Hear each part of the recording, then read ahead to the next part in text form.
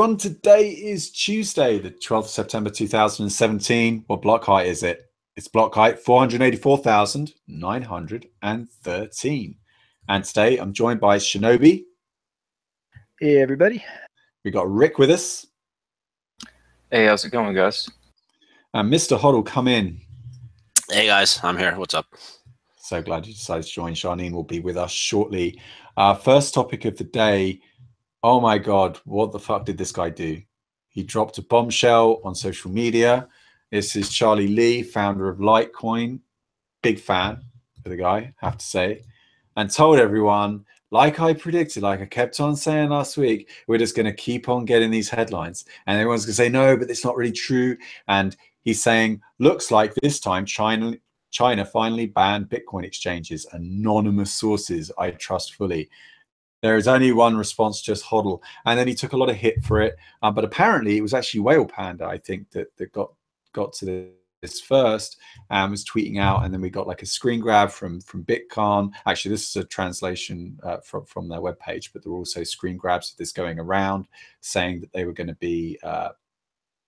let me quote it to you. It says, in response to relevant management measures put forward by the People's Bank of China, the Central Committee of People's Republic of China, the Ministry of Information Technology, and the State Administration for Industry and Commerce, the China Banking Regulatory Commission. Bloody, how many of these things are there? I'm not reading this out. Anyway, OTC function is suspended. And we had more, like Whale Panda was saying that the issue seems to be with trading in CNY. Important to know that many Chinese traders are already trading on platforms outside of China. And if this news turns out to be true, Whale Panda says it will be legal to own Bitcoin in China. You will just not be able to buy or sell in China. And apparently there was talk of them setting up their own sort of tether, USDT tether, similar to what Finex run. Yeah, well, I Star U a while back, if you remember, end of 2016, early 17, actually proactively suggested to the Chinese government a more state-controlled or compliant version of a service like BitGo, where they would have like partial custody and control over Bitcoin assets. And I think it's very possible that there's been some talks with big industry figures in China and the government going on in the background. And this, if that is the case, this could be something resulting from that. If they were to set up a Tether-like platform, then that would give them a much tighter control over the on and off ramps from fiat to Bitcoin, which I think is probably the Chinese government's biggest concerns, given their attitudes towards capital flight and other areas of the economy. Yeah, indeed. I'm loving this animated GIF though of the dancing panda. Can't take my eyes off. I just wanted to say that, yeah, like this might hurt the traders, but it's really going to hurt the miners. I mean, miners have to pay their bills in CNY. If they have a hard time selling their Bitcoins for CNY, they're going to have a hard time paying their bills. So I think that's in my eyes, that's going to be the big question. What happens with the mining industry in China from all this? Well, see, that's kind of interesting because there are some mining operations very close to the hydro dams that actually profit share their Bitcoin with the electricity providers in order to pay for their consumption. So there already is in some small areas people paying for their electricity costs for mining in Bitcoin directly. And even outside of that case, this kind of introduces an interesting dynamic because with China being a communist state and a lot of the power production being state controlled or state owned, potentially we might see electricity providers actually open themselves up more to accepting Bitcoin for the electricity costs, because that would be a way for the government to accumulate coins potentially. Which is not a bad segue into our next story. Needless to say that Charlie says that he's banning himself from Twitter for a while after creating a bit of a tweet storm. But I do, on the topic of states, capitalizing on Bitcoin, we did have this report from Bloomberg. All the links are below, basically on the notion of North Korea allegedly hacking exchanges, some in South Korea, and also linked to Lazarus, which is this cybercrime unit that was allegedly responsible for the WannaCry virus, hacking exchanges for Bitcoins so they can stockpile them to evade sanctions. And interestingly, China is supposed to be an ally of North Korea, although I understand that relationship is somewhat complicated as it's listed on Facebook. And in this complicated relationship, it seems that North Korea is now seeking to go to the stateless Bitcoin in order to, somehow evade those state controls. What do you make of that, Mr. Hoddle? I mean, there's two ways to look at it. One way is to that, like, this basically could unite all the countries to form some sort of alliance against Bitcoin, because someone like, Kim is bullish on Bitcoin. And another way to look at it is that, some countries are just going to want to interact with Bitcoin because America can't control it. And I think, competition between states is a good thing. And I think Bitcoin being, the separation between money and state, we really haven't seen in a very long time. So I expect these type of events to happen. I expect that it's not going to be just North Korea. I'm sure you'll see other states in the future basically going with the same route. Yeah, I think that's a really good insight, that if effectively what we could find is that because North Korea are allegedly using Bitcoin or stockpiling Bitcoin in order to evade sanctions, that other countries could come together, you're saying, and actually use this as an excuse and say, look, this big evil, this nasty enemy over here that's very dangerous is actually going to use Bitcoin in order to, attack the peace-loving world. And I will point out that this report from Yuji Nakamura and Sam Kim from Bloomberg is, when I looked into it, if you follow these links, okay, and I've done it for you, and I put them all in the description below. What you're linked to, obviously, initially you'll go to the FireEye report. So really, this is just a regurgitation of something that they already talked about yesterday. And then if you follow the links in here, if you try to get to, let's say, this economic activity link, for example, which isn't loading for me right now. Here we go. Blocked pop-ups, and it just links to a Bloomberg article. So you're reading the report and you're trying to learn how. Okay, it's not working right now. You try and read the report, and you're trying to work out, okay, so on what basis do they think that North Korea is responsible for these hacks? It's not, it's not okay just to say sources say that China's banned Bitcoin. Like, give me some links. What you eventually find out is it's linked to a report by Kaspersky Labs, who originally looked into the Lazarus group, and they said that they found IP addresses that originated to North Korea. And again, I did all that research. It's in the description below under this story's headline. You can go look for yourself. It was reported in the Telegraph and the Guardian in the UK, for example. But again, I don't see much in the way of raw material. Like, can I go look at those IP addresses and check for myself? And so what if the attacks were routed through North Korea? Maybe it came from somewhere outside and they just used North Korea as a cover. So I don't know. We seem to be building a mountain out of a molehill. Like this report, this FireEye report, actually makes quite bold claims. But then all of these claims seem to just stem from this original assumption that these IP addresses are legit. It's just creating, more and more. I'll give you another visual, actually. Yeah, I mean, it's perfectly reasonable. China could have just been using North Korea as a route through to take the blame for it. Maybe they're behind it. Yeah. So this is, you can look at it on securelist.com, Lazarus Under the Hood, it's called, and I believe it's linked in the description below.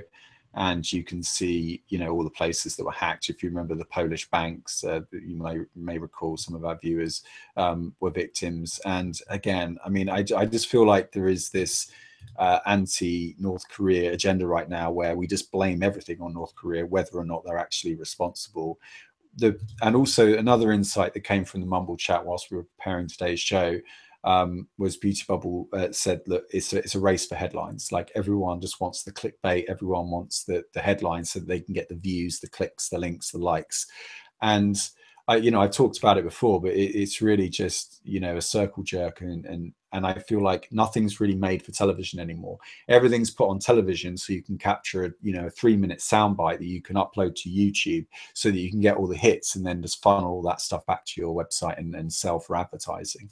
Every time I read one of these stories, I need nutrition. It's like eating empty calories. It's like eating dessert. And when you wake up, you haven't eaten for 12 hours or something, and you eat like chocolate bar, and it doesn't satisfy you. It leaves you feeling empty. That's how I feel when I read these mainstream news articles, and frankly, most of the shit that comes out of Bitcoin and crypto space.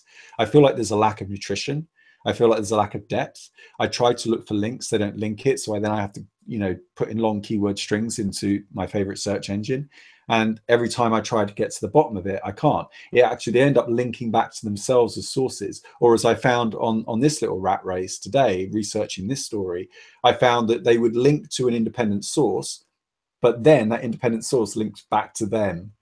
And so, again, it's not an independent source that's verifying these alleged IP addresses. And I can't help but feel that North Korea right now is just a scapegoat, and everyone's just like, blaming them for everything. And then if we can bung Bitcoin in there as well, perfect. We can kill two birds with one stone. So yeah, that's my take on it. And I spent, how long did I spend, guys? Like maybe an hour going through all those articles before we came online today. Yeah, and with cyber warfare, it's a very complicated thing. You can't just go off of like the first piece of evidence, like an IP address range. I mean, if we call back to the Vault 7 leaks, the CIA was intentionally crafting malware based on designs or code that they got from other nations' intelligence services, specifically to try to fudge that fingerprint. So when they were doing something, it would have fingerprints and look like Russia did it. So that's already an aspect that you have to take into account, and that can go pretty deep rabbit hole wise. Yeah, there it is. It's in the Guardian article. I just got it to load up. So yes, it's from the Guardian back in May, and they linked it. You can go look up the Lazarus Group and all the various conspiracy theories around it. And I just feel like it's a psyop operation. I don't feel like any of these outlets are giving us the truth or are really looking into it. And partly that's because of an unquestioning public, right? We just lap this shit up. We just like on Twitter all day, we're scrolling, and we just see all this condensed information, but it's just high fructose corn syrup for the brain. So any thoughts on that from the chat room? We can revisit any of these topics at the end of the show in the roundup, so please do that. Up next, we want to quickly go over IOTA if we can. Janine has done a ton of research into this. Should we go over that exploit, and have they finally resolved it, Janine? Yeah, okay, so the internet's a little bad here, so just let me know if I'm cutting out too much and I'll stop. So just to recap what we covered in Block Digest episode number 18 last week, because we did talk about this topic before, is that a few researchers, which was mostly led by Neha Narula and Ethan Heilman, they publicly disclosed a vulnerability in the cryptographic hash function used by the IOTA token, which is called curl. As far back as I can remember, curl and by extension IOTA has been marketed as quantum resistant, supposedly, which is obviously a claim that attracted a lot of attention, including this group of researchers. So in Narula's post, which we talked about in number 18, she writes that they were able to find the hash collisions using, quote, commodity hardware within just a few minutes and forged signatures on IOTA payments. Should all be aware by now, they disclosed this vulnerability to the IOTA team back in July, the 14th of July, and it's already been patched for over a month since August 7th. And the way they patched the vulnerability was to, or at least one of the ways, was to replace their curl hash function with the, I think it's called Ketchak 8.4, and it's a hash function that is very similar to what Ethereum uses, which is Ketchak 256. And I don't know exactly the specifics of the connection, but it's basically like SHA-3. And so regarding curl, over the last week or so, people have been very critical of the fact that IOTA has, quote, rolled their own crypto, especially in light of this disclosure. And on this point, I actually agree with what David, the founder of IOTA, said in a blog post announcing the update of the fix to the vulnerability in August. He wrote, "Creating a new cryptographic hash function is no trivial undertaking, even when it is being built on pre-existing world-class standards. Don't roll your own crypto is a compulsively uttered mantra that serves as a good guiding principle for projects, but there are exceptions to the rule. When spearheading technology for a new paradigm, the statement is no longer axiomatic." So I actually definitely agree with him on that. Because at some point, someone will have to obviously roll their own crypto, because all cryptography has to show up with new algorithms. As I said in Block Digest number 18, when it involves things like people's security or privacy or especially money, you have to be extremely cautious and not take a move fast, break things strategy. Ability was found when IOTA is already a $1 billion cryptocurrency. It doesn't appear to me that they've been responsible on that count. Now, the aspect of the story that I found the most interesting, which not a lot of people have talked about, I'm going to try to keep this as short as possible, is something that one of IOTA's developers named Sergey, also known as Come From Beyond, he wrote on his GitHub account in response to the vulnerability report, where he says, "In 2013, I created the first full proof-of-stake currency and protected it with my novel techniques against cloning." Now, this cryptocurrency he's talking about is NXT. And, oops, just a second. So the cryptocurrency is NXT, and he actually cites that right in the GitHub post that he made. Called novel technique that he uses against code copying was actually 3 intentionally injected flaws, one of which was serious. He describes them as 1 is serious, 1 critical, and 1 fatal. So in simple terms, they made the NXT code vulnerable. If anyone copied their code, they would be able to then exploit those vulnerabilities in the copied code. So to summarize, Sergey intentionally did this also with IOTA. And if I understand this correctly, one of those ways was to use a custom inferior hash function known as curl. And what worries me about this is, this brings up the question, are there more intentionally injected vulnerabilities? And also, yeah, so I just found that, okay, Chris is telling me to shorten it. So. Well, I mean, really quick, like the rationale behind this is kind of silly, because like they say that they have this vulnerability in case somebody forks it, but their way of counteracting it and why it wasn't a problem, they claim, is that their centralized checkpointing service would counteract that. So it sounds to me like this was designed, if anybody forked their code in their network, then that would be attackable and they wouldn't, correct? Yeah, I feel like this whole copy protection thing, I believe it. I do believe that they did intentionally put it in there. I find it insane that you would put something like that rather than something like a spelling mistake or I don't know, something more innocuous, but that you would put in a vulnerability and then say, well, it's so that nobody copies us. But isn't this supposed to be open source, though? Have I understood that, Charlene? I mean, why would they fear that other people would copy it? What's the problem there? Okay, so now I kind of got messed up. So the most interesting part about this is actually not the hash function vulnerability. It's where is it? So one of the things that came up in Narula's vulnerability post was that the IOTA network uses a node called the coordinator. And this coordinator node is run exclusively by the IOTA Foundation, and it uses proprietary code. And in a blog post by David, not this one, but a different one, He describes this coordinator node as the training wheels for the network, and that they plan to disable it at some point in 2018. So I mean, that was something that was, because that apparently they've been public about that since the beginning, but I've found very little information about it outside of that blog post by David. Another thing that I thought was weird is that when they replaced the curl hash function with the unmodified catcheck function, they in the blog post where they talk about that update, David refers to it as curl, Kerl, and he says that that's a tongue-in-cheek homage to what it was replacing.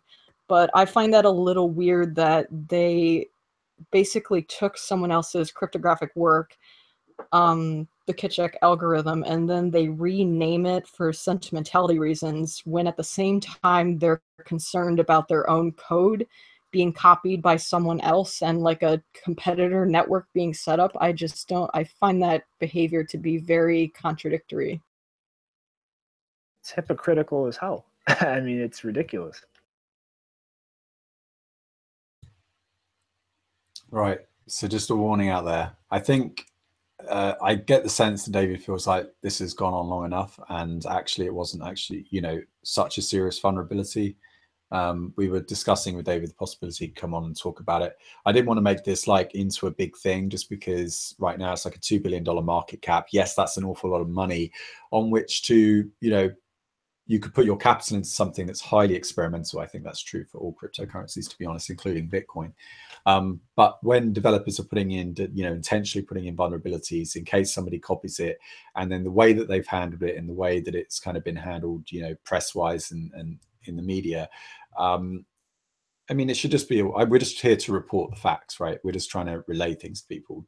Make of it what you will. Decide, very carefully where you do put your capital, because I find it all kind of very strange. But I don't want to give undue attention to it. I think what's more worthy of our attention today, and this is something that I was kind of been following a little bit in the background, is just how unsafe Bluetooth can be. It's got this new virus called BlueBorne.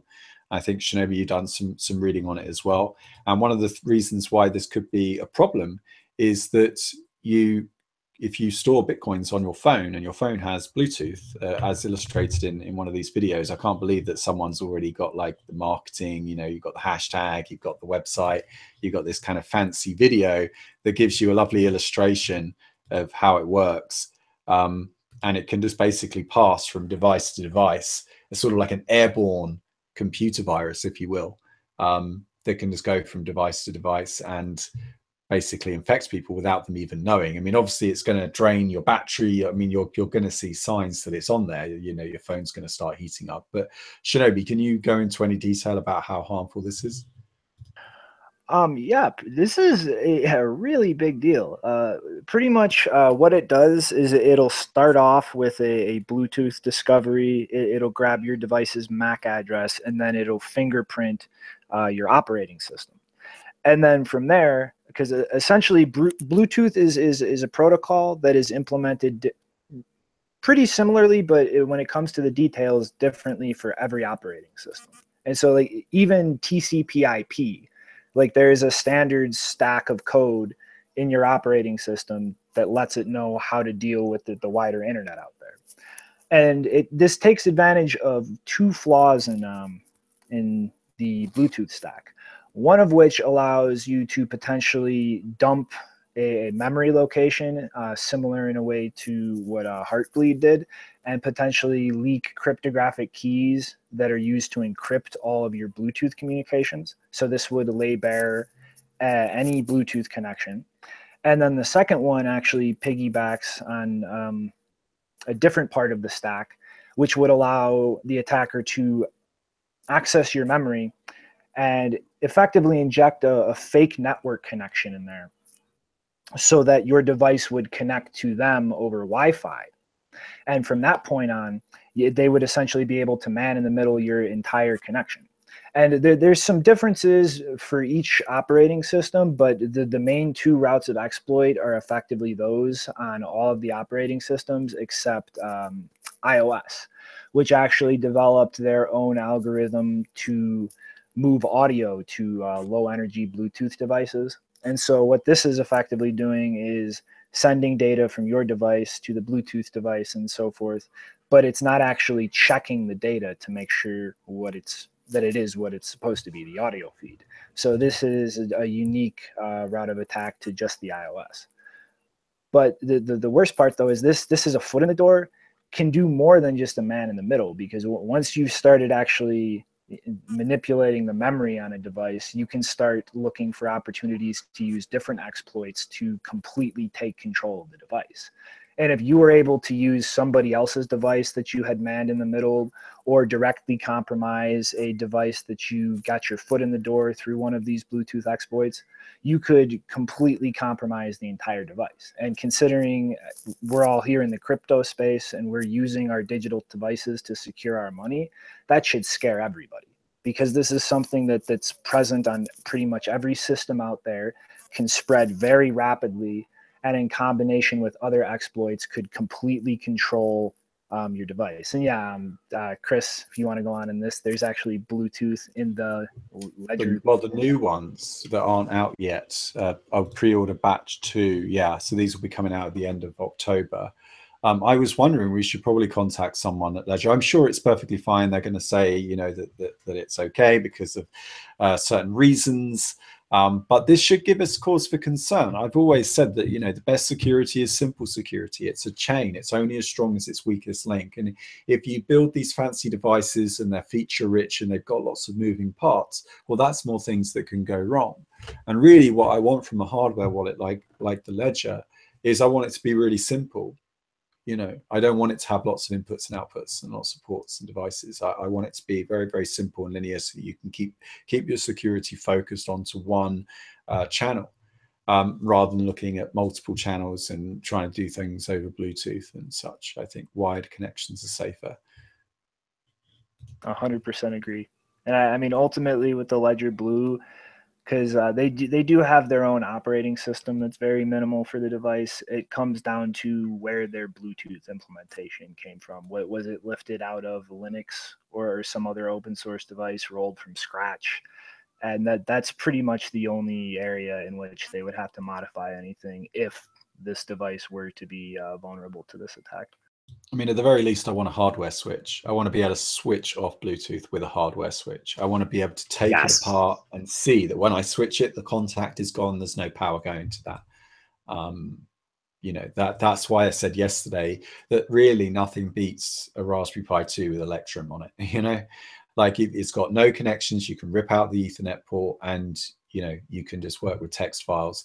I mean, you can work with movable QR codes. You can actually create, there are custom apps. I don't know if they work on the Raspberry Pi off the top of my head, but you can actually buy browser extensions and little apps that produce QR codes that are larger than the standard.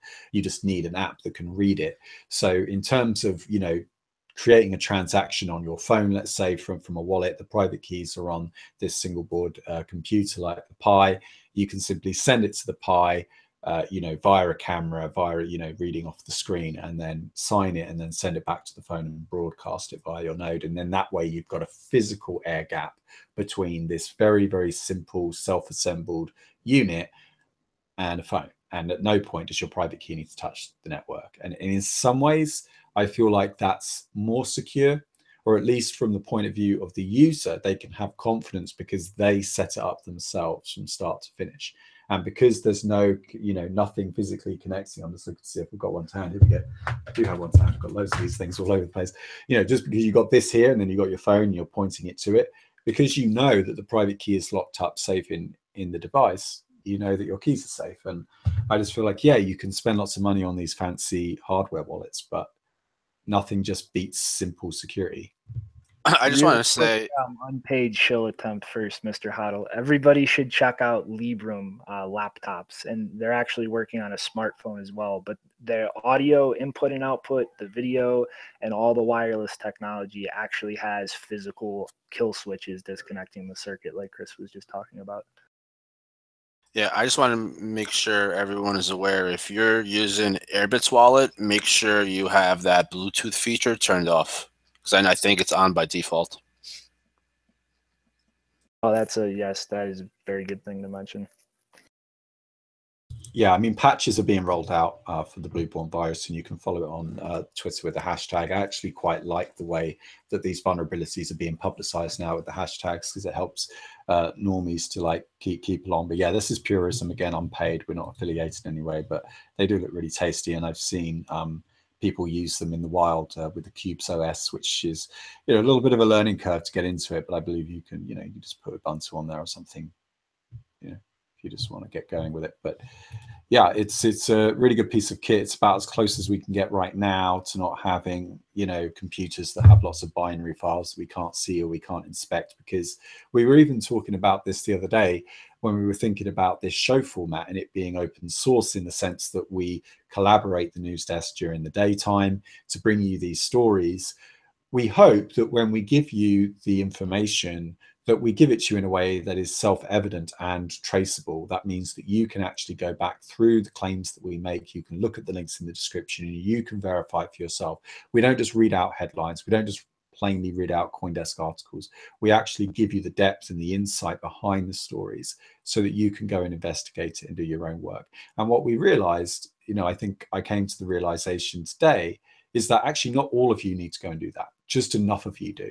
Just a few of you need to go on and check the facts that we're giving you. And hell, I'll even reward you with a few millibits here and there if you go off and you can verify. If you find that I've made a mistake or any of us have made a mistake, because this is a very fast moving industry, we're bound to come to us with the correction and we'll correct it. We'll put it in the show notes and we'll correct it on one of the following shows, because I think that's really important. And then as long as enough people do that, everyone else can trust that the show is giving you good, solid, well-researched information.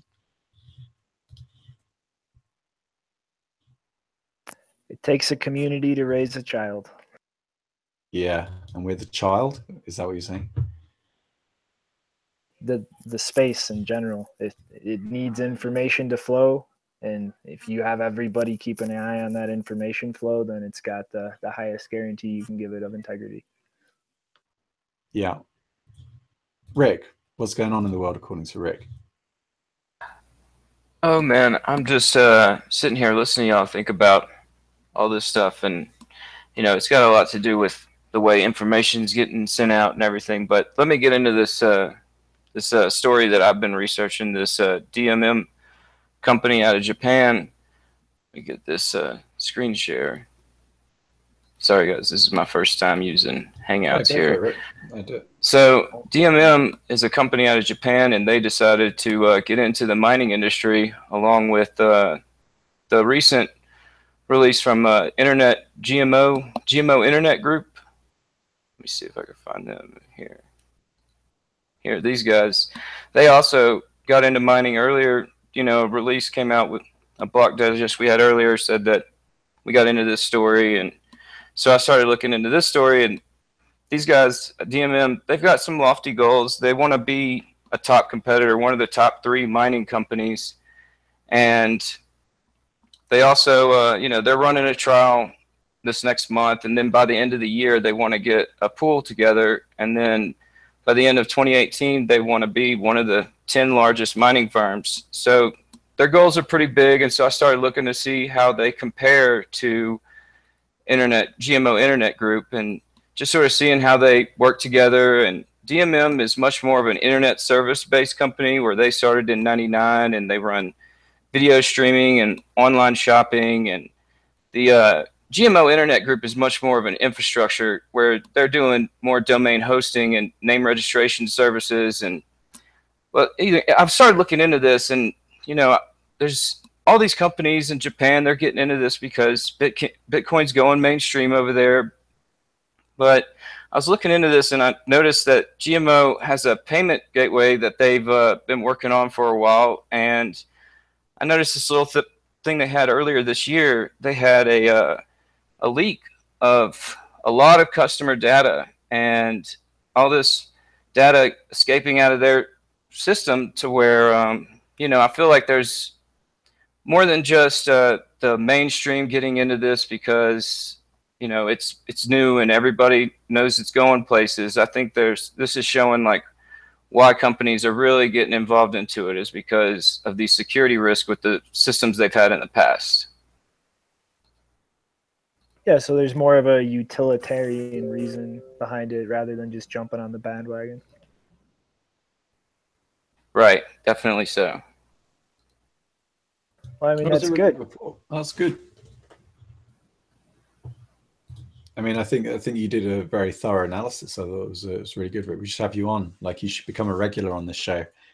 I like the idea that maybe, you know, people in China are going to start, like, you know, all the mining is going to move to Japan next. Japan is actually very big. I think a lot of people don't appreciate just how big Japan is. It's way bigger than the British Isles, for example. It's actually quite a big country, and I think they've got plenty of space for Bitcoin mining operations. I think that'd be interesting, even if they just run them from there and the actual miners are somewhere else. So what's the chat saying? What's the roundup for today? Anything we want to revisit other than to say that the Bitcoin, you know, being banned in China is just going to keep on rolling and rolling, and we're going to keep on getting announcements, and that's going to be debunked, and then people are going to say it's more nuanced than that.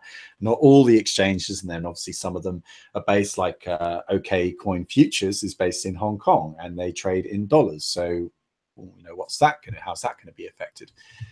I have an idea for an experiment. Channel, you should turn into a crowd wisdom prediction market and tell me which way Bitcoin's going so I can make a lot of money.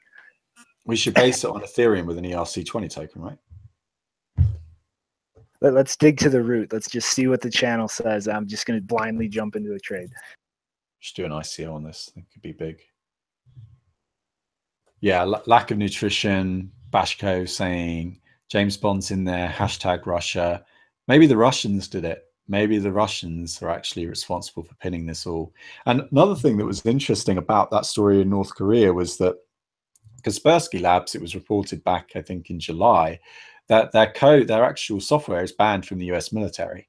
So there's actually kind of more to this, right? Because at the moment, like, the evidence that North Korea may be involved in these Bitcoin hacks comes from Kaspersky Labs, which in turn is kind of, you know, the US is slightly hostile to from a military standpoint because they're linked, you know, because they're Russian.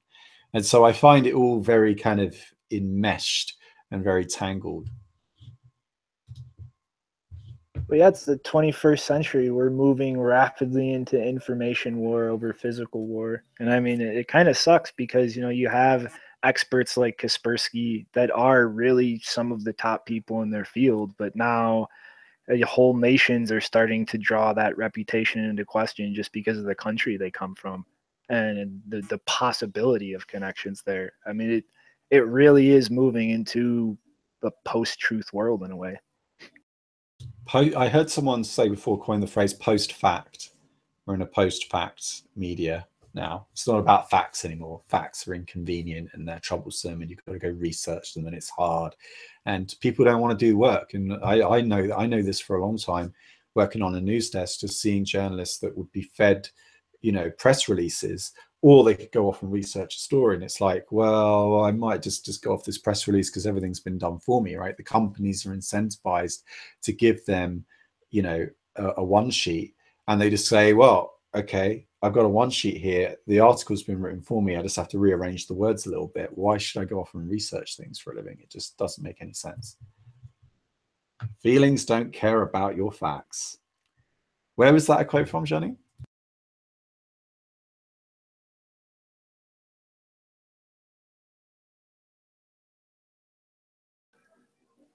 It's just something that people I've been following have been saying.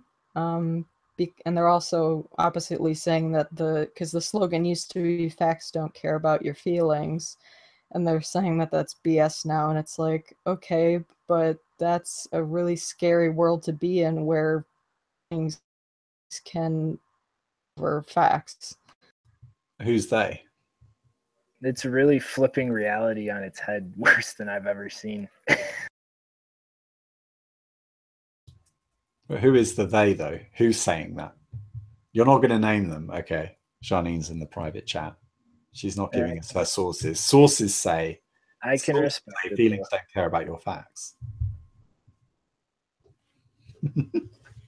That's still a fucking doozy, though. Like that is literally inverting reality on its head. that boggles my mind. Yeah. Okay, guys. Well, thanks very much for a great show. Any final thoughts before we end this?